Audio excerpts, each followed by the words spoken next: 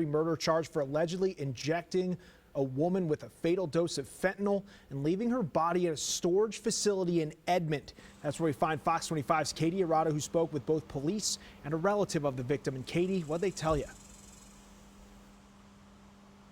Well, Adam, 30-year-old Elise Wetz's body was found here outside of this storage facility on Friday. And on Saturday, Edmond police arrested the man they believe is responsible for her death.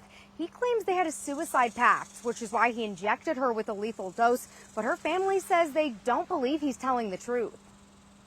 The only person that can say what happened is him, and I don't believe he's telling the truth. Elise Betts was a 30-year-old engineer from Virginia. She was just a ray of light to be around. You couldn't really be upset with her in the room. Now her family is left with many questions after finding out about her untimely death. We're still in shock. My sister did not inject drugs. She did not do drugs. According to Edmond police, Betts' body was found outside of an Edmond storage facility. We identified her. We located she had been staying temporarily at a hotel here in Edmond. And we were also able to discover that she had a male subject staying with her. Kyle Fetus was the man staying with Betts, and according to court documents, he claims he injected both her and himself with a fatal dose of meth and fentanyl as a part of a suicide pact. He ended up confessing to a pact he had with this female where they would both take their own lives outside this storage facility.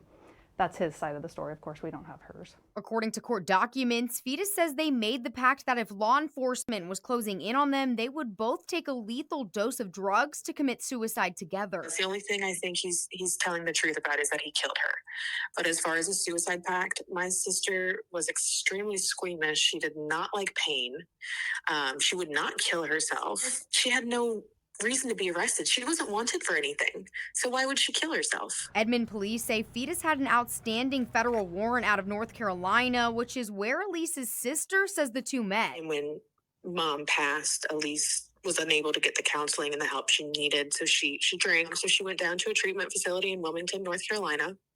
And that's where she met him. According to court documents, Fetus told police he was in a relationship with Elise. I don't think they were dating. I do think he manipulated her.